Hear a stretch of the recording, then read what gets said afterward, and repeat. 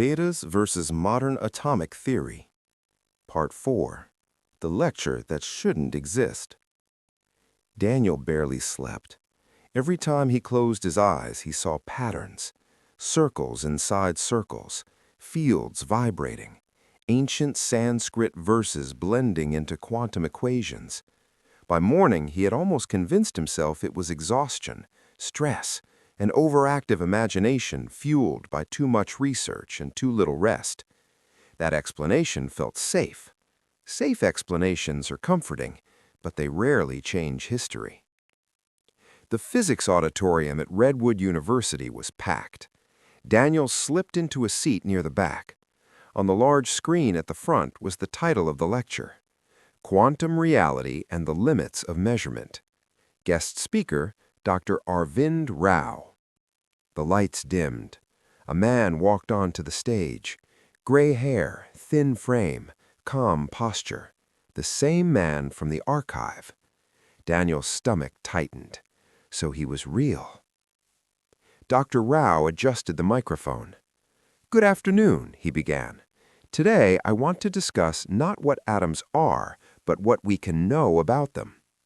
His voice was identical to the one Daniel had heard the night before, steady, precise, almost detached.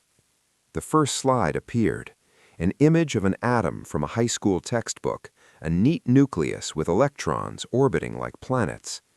"This," Rao said, "is wrong." A soft ripple of laughter spread through the audience. "It's useful for teaching, but reality is far stranger." The slide changed to a quantum probability cloud. "This is closer," he said, "but even this is only a mathematical representation, not a picture." Daniel leaned forward. He knew this part, but something felt different now. Rao clicked again. A quote appeared on the screen. "We are not studying matter itself, but the behavior of matter when observed." The quote was from Werner Heisenberg. Rao looked at the audience. "In quantum mechanics, observation is not passive," he said. "It changes the system." Daniel felt the words land harder this time. Observation changes the system. Rao paced slowly across the stage. "If you try to measure the position of a particle, you disturb its momentum. If you measure momentum precisely, you lose certainty in position." He paused. "We call this the uncertainty principle." A slide appeared with Heisenberg's equation. Symbols filled the screen. But Daniel wasn't looking at the math. He was remembering the line from the archive. "You are not looking at atoms. Atoms are looking at you." Rao switched slides again. This time something unexpected appeared. An ancient Sanskrit verse. A murmur spread across the auditorium. "This," Rao said calmly, "is from a Vedic text." Daniel's pulse quickened. "Before you misunderstand," Rao continued, "I am not claiming ancient sages discovered quantum mechanics." The room relaxed slightly. "I am saying," he added, "that they asked similar questions." The verse translated on the screen. "That which is the subtle essence, in it all that exists has itself." Rao turned toward the audience. "In physics, we are searching for a unified field, a single framework from which all forces and particles emerge." He paused. "In ancient philosophy, they searched for an underlying essence." Daniel felt the air shift in the room. Some students looked skeptical, others curious. Rao continued carefully. "When different civilizations describe reality as emerging from vibration, we should not jump to conclusions. Similar language does not mean identical knowledge." He let that settle. "But we should also not ignore the pattern." Daniel almost smiled. Pattern, the word again. Rao's next slide showed the double-slit experiment. When particles are not observed, they behave like waves. When observed, they behave like particles. He looked at the audience. "What does that tell us?" A student raised her hand. "That reality depends on measurement?" Rao nodded slightly.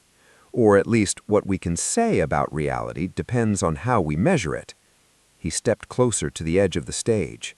We do not access raw reality. We access interactions. Daniel felt a chill. Interactions, not objects, not things, processes. Rao's final slide appeared. It was simple. No equations, no ancient text, just one question. Is the atom fundamental? Silence filled the auditorium. We once thought atoms were indivisible. Then we found electrons, then quarks, then quantum fields. He looked up. What if our current fundamental layer is temporary? Daniel felt his thoughts spinning. Under atoms, subatomic particles.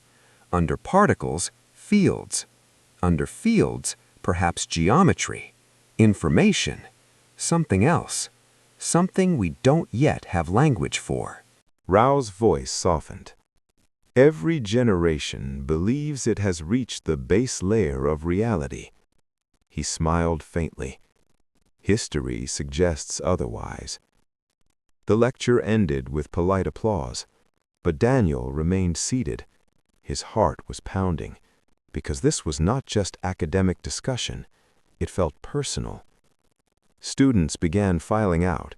Daniel stayed behind. Dr. Rao gathered his notes calmly.